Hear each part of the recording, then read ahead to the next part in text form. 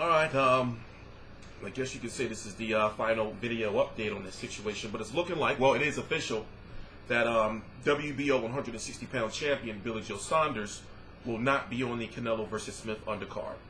He was close to finalizing a deal with Gabriel Rosado. You know him from fighting Golovkin, Charlo, Peter Quillen, BKB middleweight champion, and you know, the fight is dead.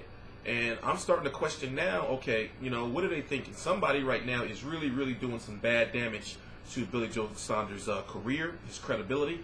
I don't know if it's him. I don't know if it's Frank Warren. I don't know who it is. But a year ago, and it's true, Billy Joe Saunders wasn't known. You know, I'm talking about in the United States. You know, fans know who Billy Joe Saunders is now, but they know who, in America, they know who he is the bad way. You know, for being the guy that's not fighting GGG. I don't think, if you don't know Billy Joe Saunders, I don't think he's a bitch. You know, and excuse my language, he's not. It's just that he's not confident in his skills when it comes to fighting Golovkin. And Frank Warren may not be confident in his skills when it comes to fighting Golovkin. So basically, they've been in talks to fight Curtis Stevens. He was supposed to fight this guy named Max Bursak. Couldn't fight him. You know, Billy Joe said he hurt his hand beating his dick. True story. Then we hear about Gabriel Rosado, and we're wondering, well, you know, why is he not fighting? You know, who's stopping him from fighting these fights? I mean, come on, you know, you don't fight, you know, Gabriel Rosado, and it's no disrespect, but Gabriel Rosado, it's a fight that fans may not have wanted, but they would have accepted because it's a name, you know. And you had people even saying that Gabriel Rosado could beat Billy Joe Saunders, you know. And I'm from Philly, he's from Philly. I'm a Gabriel Rosado fan. He's a fan favorite, but he's not beating no Billy Joe Saunders. Billy Joe Saunders is a very smart and technical boxer with a great amateur background. He's getting a lot of disrespect because he's not fighting, you know. And him with his personality, you know, he talks shit, you know. And it's looking like his mandatory is going to be the, you know, that Curtsies guy, you know, or fucking Tommy Langford, you know. And it's like, Tommy Langford, hey. And let me read off the guys that Billy Joe Saunders could have fought. Now, you have to fight somebody when you're the WBO champion. You have to fight somebody who's ranked in the top 15. I'm going to read off the names of the top 15 of the WBO. Now, if you're not fighting, you know, a guy in the top 15 of the WBO, then you fight a mandatory. You know, I mean, then you fight a unification.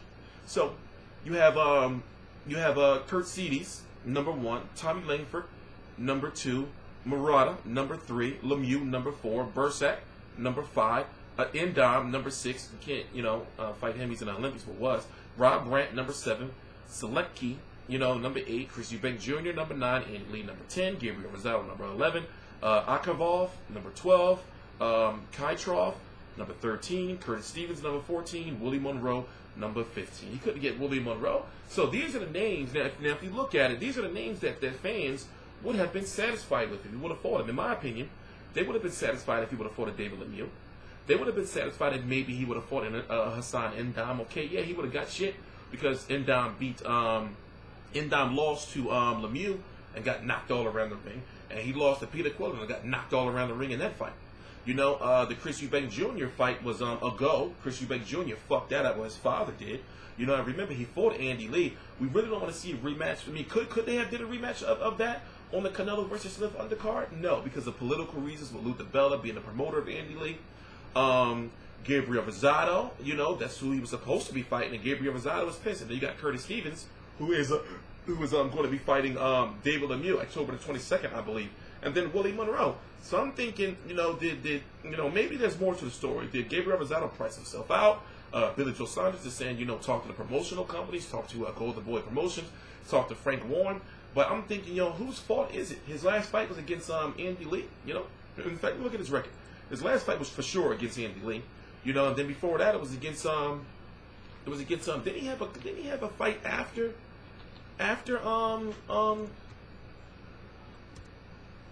Chris Eubank Jr. when it was over the 160-pound limit? I believe he did. But I'm wondering, it's like, you know, like, dog, what you doing? You know, and with his personality, you know, with the shit talking, you know, I mean, people may not like it, you know, especially, you know, the prudes over there in the UK, but that shit sells fights. It sells fights. You know, you got to be an entertainer. Yeah, yes, he did. He fought a fight. It was actually at 175 after Eubank Jr. Uriah Boyer, I believe that's his name, how to pronounce his name.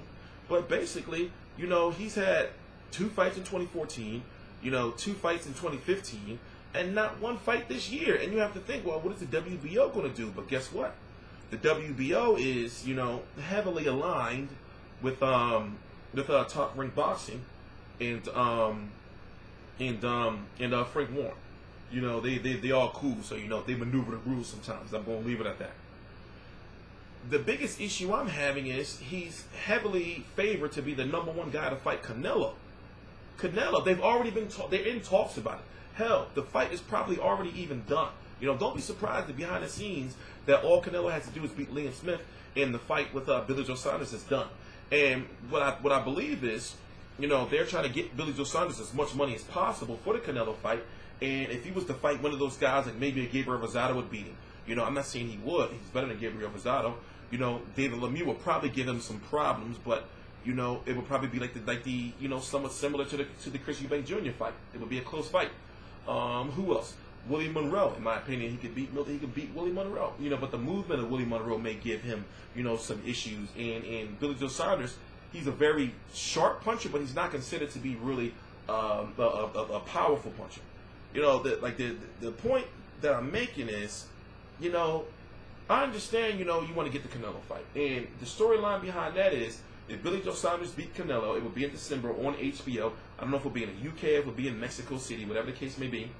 Then, if Canelo wins, he will be the WBO champion at 160 pounds, drop his 154-pound title, because then Demetrius Andrade will likely be the next mandatory. And he will be able to have some leverage if he beats Billy Joe Saunders, meaning Canelo, against Golovkin, because he'll be able to say, listen, you got the WBC, IBF, and WBO. I know you want this, the IBF, the WBC, and the WBA. I know you want this WBO. You know, but as far as Billy Joe Saunders is concerned, it's like, yo, for one, it's like, how you breaking in and beating your dick? It's like, you that fucking ravenous? Like, you know, is that ravenous? Like, you know, get a fleshlight, bro. That's the new shit, get a fleshlight, bro. But anyway, I'm T Street Controversy. This is T Street Controversy Live. I cover every single major fight live. Please subscribe, follow me on Twitter. All the links to my social media are right down below in the description box. And you know, for the people who haven't seen me in a while, yes, I'm back full time. I'll be doing I'll be doing videos 5 days a week. You know, but I'm trying to do videos every day. You know, but I was up, man, for like 4 days, like close to 4 days, like 3 hours of sleep a day, and I just crashed. I had to, you know, and then you know all the shit I'm doing behind the scenes.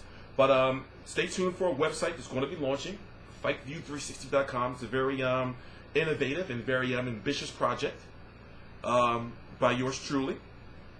If you want to help out, if you're over in the UK, you know, if you're a boxer and you want to interview, email me at editor@FightView360.com. That's EDITOR@FightView360.com. T Street Controversy. This is T Street Controversy Live. Please subscribe.